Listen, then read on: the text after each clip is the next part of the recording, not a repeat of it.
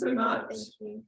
So I don't know if you get these what I'd like us to address in your remaining time. In terms of what some people posit as participatory democracy, we've heard that term in the presentation just now, but also horizontalism. When I was away in Chiapas, there was an old 1960s American hippie that had been living in Ecuador on an intentional community, you know, kind of a commune, for over a decade, and came to talk to us about his political experience, but also his views on what needs to change in governance and government today. So governance on the one hand, the arrangements of ruling, yeah, and government, the formal processes of the same, to move from verticalism, as he called it, to horizontalism. And he believed that from his experience, this could happen in ways that are decisive, but wouldn't bring everything crashing down, that we can essentially reorganize ourselves. And examples of that include the women in Rojava, right? So he used that as an example. He also made reference, since we're in Chiapas, to Zapatista women and the caracoles on territory, which, you know, aim to create new forms of governance on land for indigenous peoples, using different kinds of forms of democracy, yeah, horizontal forms. So, for example, the Zapatista women are important in the movement, but as a great part of the movement, the kind of structure that governs within Zapatista territory is one that is temporary and is rotated. Yeah, so no particularistic interests dominate over time and consolidate to create verticalism. So just to sort of counterpose that idea of vertical governance to horizontal governance, which is seeking to be more consultative, more driven by the people, yeah, and involve direct democracy. Yeah, they're the sorts of philosophies, I guess, that underpin the cases that we've seen with the Kurdish women's movement, but also Zapatista forms of autonomy. They're not exclusive to those two cases, but this particular individual had sort of elevated these two as examples of how it's possible, right? There was a lot of discussion about that, because he was saying things like, you know, from one day to the other, if we just decided, we could change from vertical power structures to horizontal. It's just how we're organized. And he said, essentially, it wouldn't create chaos. Everything would just proceed as it already does. You wouldn't need to leave your job. We'd just do things differently, and we'd do them at multiple levels. So at community levels, so sort of the micro, meso, and the macro, yeah, that there would be a form of consultation that would be profound and that would not involve, like a ruling party making decisions, taking away our decision-making power from us, yeah? So whether that be in our workplaces or within our community context, we could reform the way in which we do things in coordinated ways to create horizontality. One of the people in the audience said, I don't want to have my job. How are we supposed to get to this point? Like, what's missing from this picture is that you're not proposing a transformation of the very economic system which creates these differences of power and sustains them. He didn't really want to confront that issue. But obviously, autonomous projects inherently seek to break away from the mainstream political and economic system as far as possible, to create autonomy, to create their own systems. So the examples that he used were really good examples, but how do they apply? Again, like any theories, how do we apply them to other contexts, such as within the dominant global capitalist system, where it's really not possible to create that kind of change unless we transform our economic relations of production themselves, yeah? So we do see kind of utopian attempts at the same. And within the context of the October outbreak in Chile, we saw some examples of the sort of spontaneous creation of spaces of doing politics and cooperation otherwise, communality. Sometimes there's a long-seated, deep-seated tradition within particular cultural groups that have their own forms of social and political organization that even precede colonialism, right? Think about some indigenous groups and the way in which they have historically worked together in communal effort, yeah, as something that's encompassed in what they see as their responsibilities towards one another. So these aren't necessarily new ideas, but within the context of the October outbreak, we do see a kind of dissemination of ideas, new and old, that leads to the formation of a form, the assembly form, that begins to become very useful and practical for the discussions and the forms of organizing from neighborhoods that really define what materializes after the marches, after the massive protests, and so on that we spoke about yesterday in the lecture. So I wanted us to think a little bit about what it is to, well, first of all, in the October outbreak, we saw a lot of examples of what in the lecture someone responded to in relation to the documentary My Imaginary Country as quite violent actions by protesters, yeah? Very uncivil, uncivic forms of protest initially. So if you caught either the recording of the lecture or you were there yesterday in person, and even if you remember scenes from the documentary, you'll recall that the October 2019 outbreak was spearheaded by students, secondary school students, who are very unsatisfied, very upset by the decision overnight to increase the transport fare price by 30 pesos, yeah? Substantial increase for people who have little means in a very income inequal society such as Chile. And so the students sort of sparked that off, and some actions were very uncivic, right? So we've talked about repertoires of contention, haven't we, before, within contentious politics. Publicly facing actions that can be everything from, you know, civil protests, strikes, where people hold placards, to put it frankly, smashing stuff up, yeah? And so in that first couple of weeks of the October outbreak, Santiago was just like, it looked like a meteor had hit the city. This place, which was an oasis for capital and looked like a sort of showcase of the first world, yeah, of consumerism, of products, of investment, was, you know, under the terms of the then president, at war, yeah?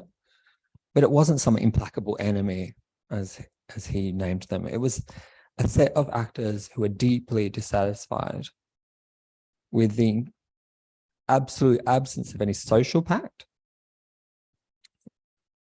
and commitment to meeting the needs, basically, of students, of single mothers, of pensioners, of people's right to basic healthcare as well, and education, yeah, a whole platter of issues. And so really the fare hike became symbolic, you know, of exactly what that was, that accumulation of injuries under neoliberal policy in the country. So it wasn't 30 pesos, it was 30 years of that, supposedly within democracy, right? But what sort of sprouted out of that after the massive marches, now, did we all watch My Imaginary Country? Remember the scene of the main avenue of the city that was just swamped by people, like millions and millions of residents of Santiago, including, you know, the most diverse social actors as well, people who had never been involved in anything political before. After those energies, people went back to the neighborhoods and they started to think about, like, what do we actually want? How do we organize? Because we're making connections with one another. Yes, not all of us approved of some of the smashing up over the metro and burning and looting of shops and stuff like that. It seemed chaotic, but how do we do things in a calm way? And how do we begin to talk to one another? Because we've met one another in these marches. How do we bring it home? What are the issues? What is this all? How can we relate to this? And how do we move forward? Yeah. And so effectively, we see a shift. And we see the creation and the calling of kind of town halls. Is that phrase familiar to you? But not from a top-down perspective, to go back to that structural reference, more from the point of view of self-invoked processes of people who would just call town halls in their neighborhood. So I have some slides to show you a little bit what that looked like and how they began to spring up. All right, let's have a look.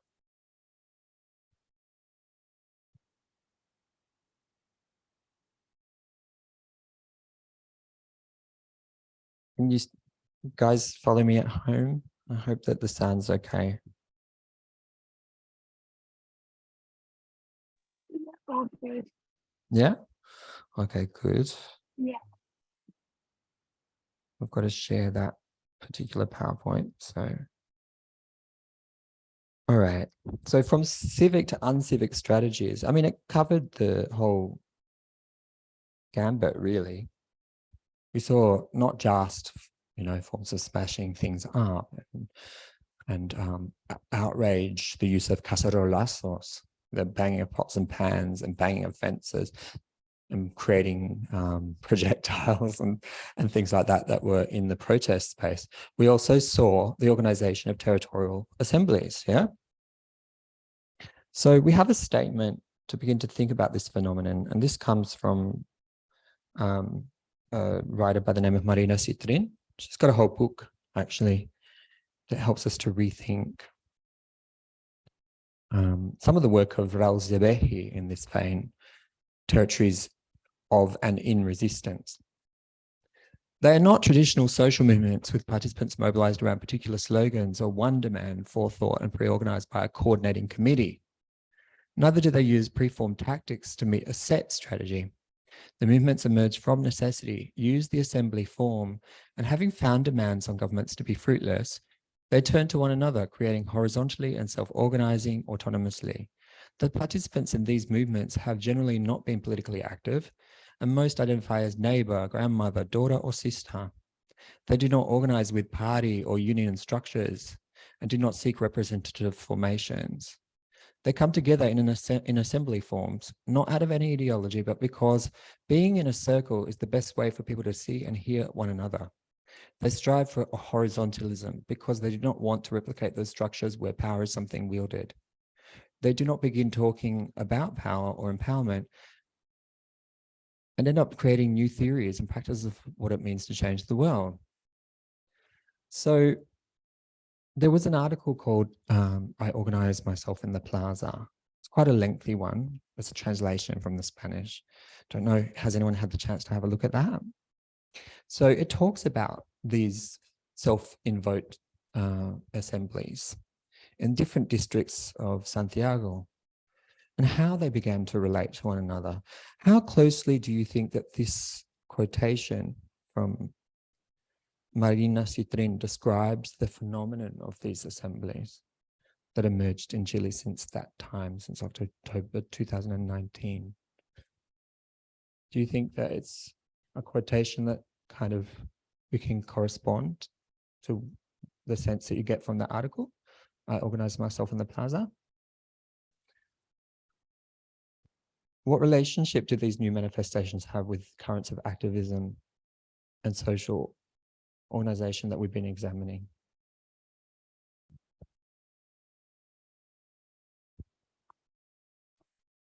Just for those at home. Yeah, I was just saying something that stood out to me when I was reading the article was how the writer said that it appears homogenous on like a national level, but it's like translated differently in each region and particular territory. And so I think that really harks back to the idea of like horizontalism, and the fact that they first identify as like a neighbor, a grandmother, as opposed to like a political activist. And like it's really just these like average people coming together to really have very genuine conversations about like the situation. Like they want things to change. And yeah, so it's like it's that sort of form of like very organic grassroots ground up, you know. Yeah, exactly. So there like there's a whole range of people involved in the discussion. So they were saying like sorry, let me scroll through my notes.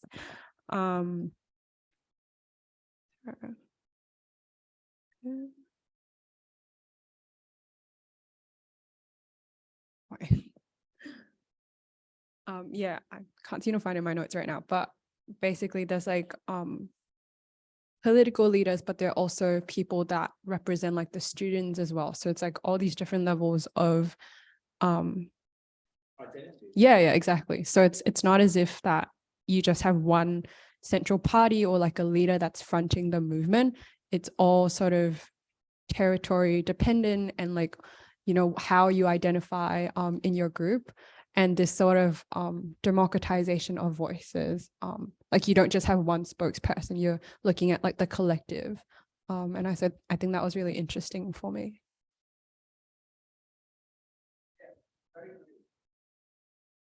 But just to add to that. Thank you very much. It's a really interesting article, isn't it? So it really captures the time as well. Okay, they're not homogenous, but one thing they do agree on is that real profound distrust in institutions. And this has characterized not just the October outbreak, but the relation of different movements to the state in Chile for the past 30 years, really. I mean, what has been in operation is a political lockout of people being able to participate and have an influence from quote unquote civil society in mainstream politics. Distrust of authority, distrust of political institutions. They're the hidden actors in Chilean politics, and they've become visible, obviously, since October 2019. Some were already aware of problems in the community, but only convoked, that is, convened or called into action by the events of 19 October onward. That's because they began to see, like young people, take the initiative. So I think that even grandmothers and mothers, they could see like, okay, estos cabros, these young kids, God, they're really doing some serious stuff right now, but we know why. We know what happens in our neighborhoods. What are some of the issues that are talked about in the different assemblies and different territories? Anyone remember? Drug trafficking, yeah, the incursion of the drug trade into their neighborhoods. Police brutality. Yeah, anyone else care to mention anything? Femicide, yeah, killing of women, disappearance of women as well, which kind of like has a relation to the drug economy and also state violence itself. So it occurs sort of in the interstices of those. The overlaps between abuse of state power and also like criminal actors. That's a kind of economy of violence, right? That affects a lot of people, but particularly women. Young people. Okay. Any other issues or matters? Really complicates our view of Chile as being like this first world nation, you know, which that's sort of the Chilean exceptionalism. We're not like the rest of South America. We're an example of the success story of neoliberalism, right? Okay. Learning by example, by the example of young people. And this has a very strong current. Obviously, I just mentioned it in relation to the transport fare hike, but it's been going on for a while too. So student politics has been very instructive to think about radical ways, democratic ways of doing politics otherwise. And the student movement itself, everything from secondary school students involved in actions such as the mochilazo of the 2000 the end of the first decade of the 2000s, beginning of the second, that's when like the student movement really starts to get visibility in Chile.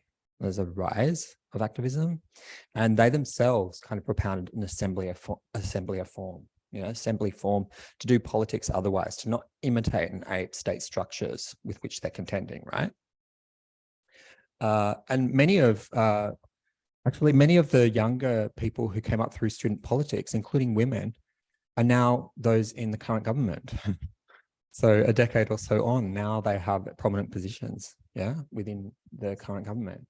But the territorial and self-convened assemblies that we've been talking about flourish as the image of political parties really plummets. Only 2% of those consulted in the latest CEP survey trusts them. So there's always been for a while, there's been a low trust index of mainstream political parties. Territorial assemblies have been a space for citizen political participation after the social outbreak. They're horizontal and feminist. They demand justice for human rights violations. They promote self-training. This is really interesting. In neighborhoods to promote participation in marches and protests.